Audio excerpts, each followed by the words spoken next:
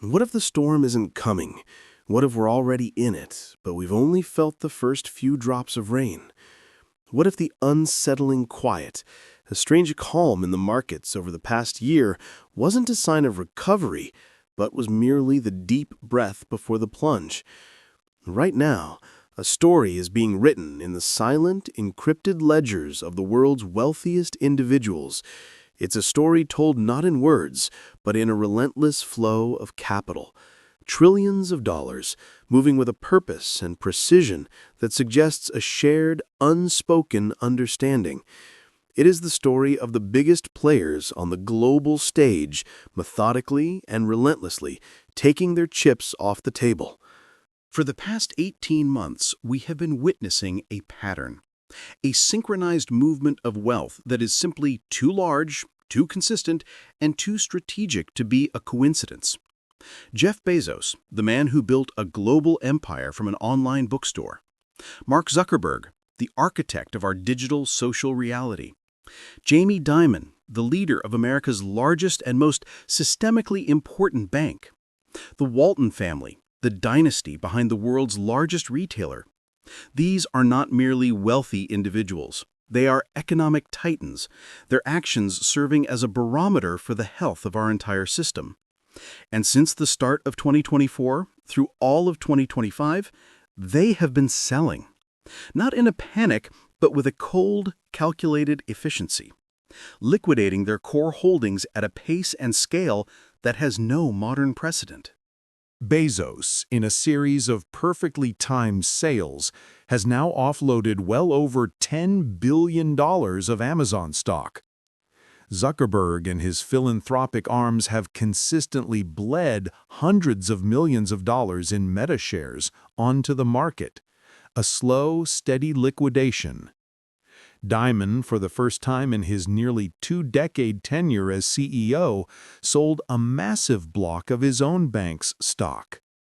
The Waltons have converted billions of dollars worth of their Walmart inheritance into liquid cash. This is not a new story. This is a story that has been building for nearly 2 years. The real question is, why does it feel like it's reaching a climax now? The evidence, printed in black and white in SEC filings, is undeniable. But as we stand at the close of 2025, it's clear this great sell-off wasn't the end game. It was the preparation. It was the long, deliberate repositioning for a single, looming date on the calendar, 2026. The multi-trillion-dollar question is no longer just why are they selling, but why have they spent 2 years preparing for what's to come? What do they see in 2026 that the rest of us don't? Are they simply the world's most disciplined profit takers, or are they fortifying their empires against a storm they know is about to make landfall? To truly grasp the monumental implications of this great sell-off, you must first understand that this was a marathon, not a sprint. Let's begin with the first signs. In early 2024, Jeff Bezos initiated a 10b5-1 trading plan. This is a legal instrument allowing corporate insiders to schedule future stock sales, providing a defense against accusations of insider trading. The timing of the plan's adoption, however, was a masterstroke of financial strategy. It came just after he announced his move from Seattle to Miami, a move that allowed him to avoid Washington State's new 7% capital gains tax. This single relocation saved him nearly $1 billion in taxes on his subsequent sales. It was the opening salvo, a clear signal that the goal was to convert his Amazon holdings into liquid cash with maximum possible efficiency at peak market valuations. As 2024 progressed and rolled into 2025, the pattern solidified. Mark Zuckerberg's sales at Meta, while individually smaller than Bezos's, told a story of relentless diversification. The continuous drip feed of shares into the market, week after week, month after month, signaled a strategic retreat from having his fortune so heavily concentrated in the fate of a single company. It's a slow, methodical reduction of exposure, like a general pulling his troops back to a more defensible position before a battle. Then came the shockwave from the heart of the financial system. Jamie Dimon, the CEO of J.P. Morgan Chase, is arguably the most respected banker on the planet. His words and his actions carry immense weight. When he sold $150 million of his own company's stock, the first significant sale of his entire tenure, it was a profound statement. His official reason was financial diversification.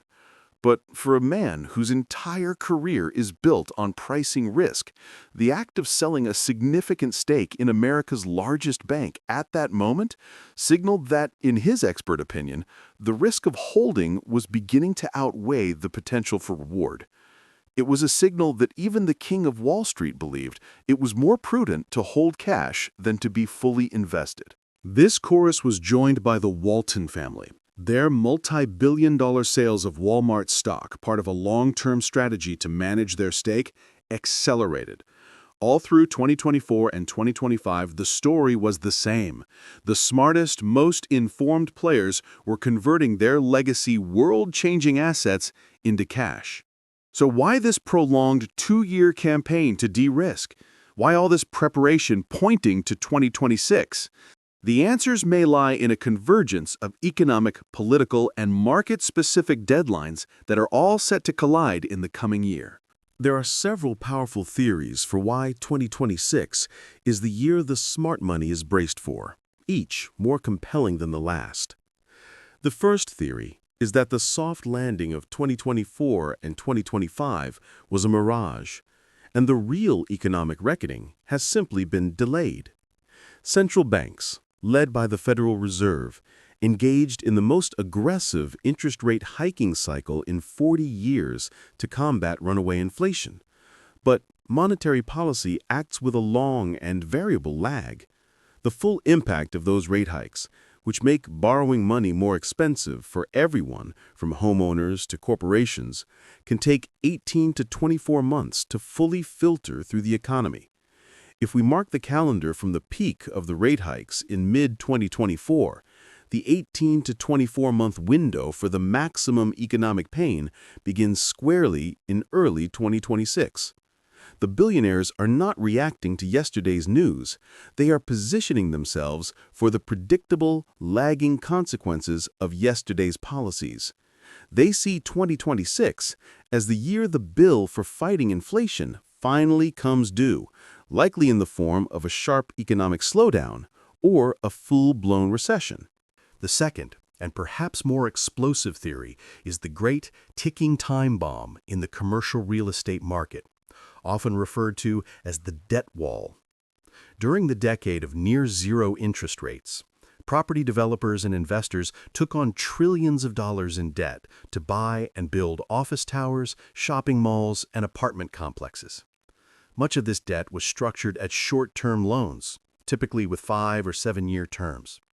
An enormous tranche of that debt, estimated to be over $2 trillion in the U.S. alone, is scheduled to mature and require refinancing in 2025 and, most critically, in 2026. The problem is that these properties must now be refinanced at interest rates that are 3 or 4 times higher than when the original loans were issued. Compounding the crisis, the post-pandemic world of remote work has left office buildings half empty, cratering their value and income. This creates a doom loop.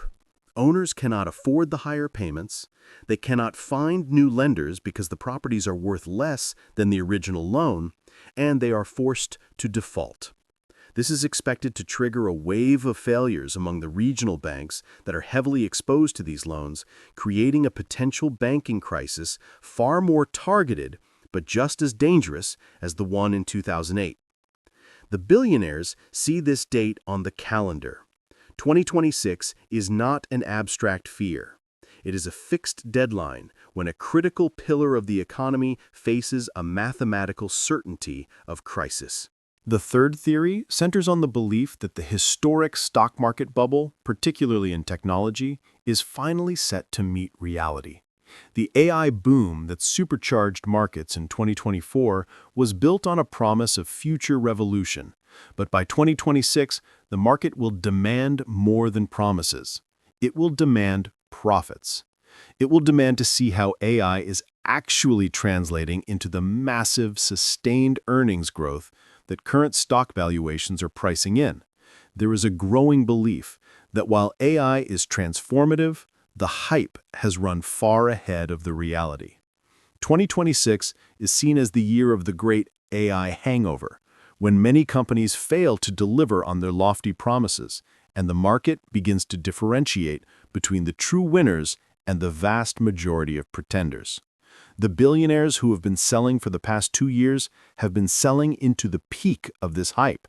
They've been offloading their shares to investors still caught in the euphoria, content to watch from the sidelines with their cash when the inevitable disappointment phase of the hype cycle begins. A fourth potent driver is the political and regulatory landscape. A contentious U.S. presidential election took place at the end of 2024. Regardless of the outcome, 2025 was a year of transition, with a new administration or a second-term administration laying out its agenda. But 2026 is the year that agenda becomes reality. It's the year new tax policies could be fully implemented. It's the year new regulatory frameworks for technology and finance could take effect. It's the year new trade and geopolitical strategies could reshape global commerce. The ultra-wealthy are de-risking in the face of this profound uncertainty. They are converting their assets into more flexible and less politically vulnerable forms, like cash. Before a new government has the chance to change the rules of the game regarding wealth taxes, capital gains, or antitrust actions against the very companies that made them rich. They are stepping out of the way before the political winds fully shift. When you synthesize these theories, the picture becomes terrifyingly clear. 2026 is a potential convergence point. It is the year the lagging effects of rate hikes could cripple the consumer. It is the year the commercial real estate debt wall could crumble, taking regional banks with it. It is the year the AI hype bubble could face its moment of truth. And it is the year a new political reality could fundamentally alter the financial landscape. The billionaires are not betting on just one of these events happening. They have spent 2 years preparing for the possibility that they could all happen at once. So what does this 2-year-long warning shot mean for the average person? It's easy to feel powerless in the face of such monumental forces. But their actions are not a mystery to be solved. They are a lesson to be learned. They are a masterclass in long-term risk management. They do not get emotionally attached to their assets. They do not hope for the best. They systematically prepare for the worst. This is not a call to panic. The average person saving for retirement over a 30-year horizon should not make decisions based on the moves of a billionaire preparing for a specific market event. But it must be a wake-up call. It is a deafening signal to critically and honestly assess your own financial situation. Is your portfolio overly concentrated in the same high-flying tech stocks that the insiders themselves have been selling? Are you prepared for a period of economic instability and a tougher job market? Are your financial decisions guided by a disciplined strategy or by the same social media hype that the smart money is exploiting as exit liquidity?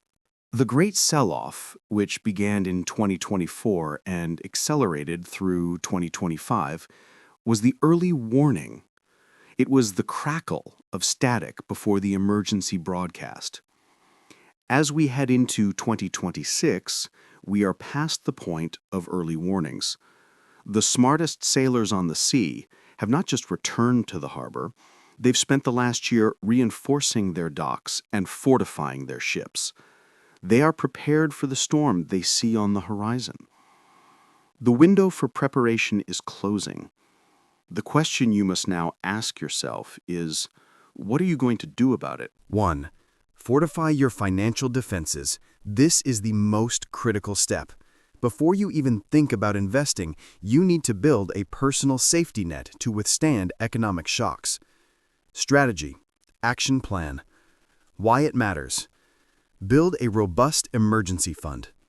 Aim to save 3 to 6 months of essential living expenses: rent, mortgage, utilities, food, insurance. Keep this in a liquid, high-yield savings account separate from your checking account. This is your primary shield against job loss or unexpected emergencies.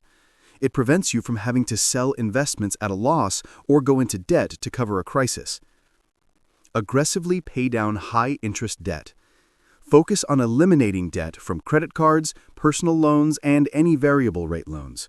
Prioritize the debts with the highest interest rates first, the avalanche method. In a high-interest rate environment, this debt becomes a massive drain on your resources.